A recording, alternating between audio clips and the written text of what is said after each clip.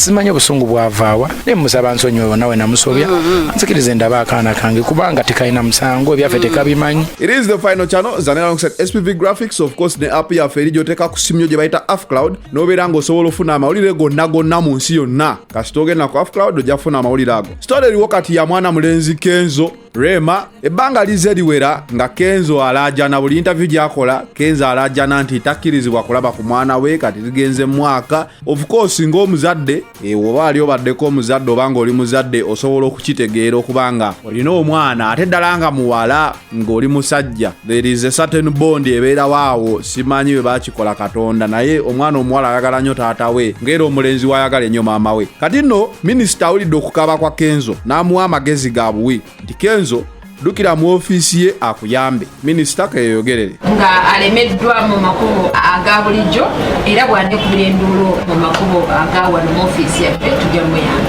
tujjamu omulako omwana gyali. Kenzo addamu n'akaatiriza mbu nno ye ne Rema baali bayawukana dda naye ne basirika. Twabagamba nga Rema yave wa Kenzo myaka 2 mwaka gumu batyo namukiwakana. Kenzo ye n'agamba mu ngeri y'ekisajja kikulu yasalawo n'agenda nga n'abalabako n'abalabirira naye nga bali mu makaage naye yafuna entiisa nene nnyo. Oliwe yamugamba nti kati ngenda kukola ki, ngenda kufumbirwa, ngenda kukola mbaga.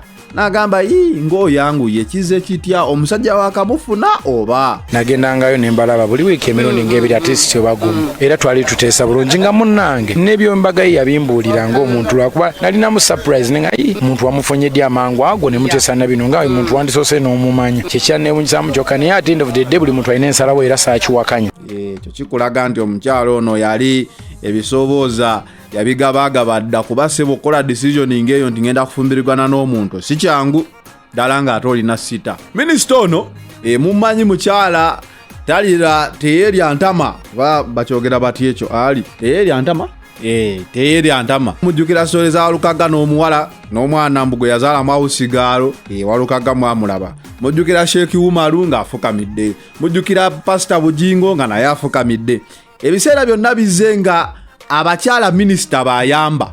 Kati ndowooza yesaawa okulaba omukyala Rema nga kuno naye minisita akutte ku mukazi munne ng'amugamba omusajja waaki tomukkiriza nalaba ku mwana we. Tukirindiridde n'ekyo kiraba kubanga etteeka lino ery'abaana n'abakyala ndaba nnyo ng'erinyigiriza abasajja buli ssaawa omusajja gwe waloopa buli musajja yakoze kino omusajja yakoze kino.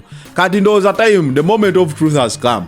Katulabe minisita Rema ye engeri gyali omukyala agenda beera ina agenda kukola ki omwana muweeyo Kenzo ennaku waaki yalabe ku mwana musajja atuno Kenzo festival ye eriyo mwezi ogujja Kenzo alina Kenzo festival awe Kololo abadde mu bizibu tojjukira abakuleeta tojjukira abakukwatira kazizi buli omu avuddeyo tipu swizi buli omu ayogedde nga Kenzo watajjukira naye byonna tubitadde ku bbali.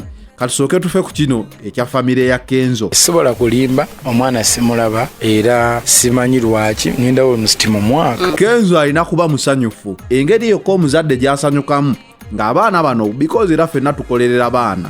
Omwana oba tomulina naye ng'omukolerera tomanyi bye banaamuleeta ayize tomanyi mpisa kizaanaaba nazo ate kizibu nnyo okuzza omutima gw'omwana nga tomukuzizza.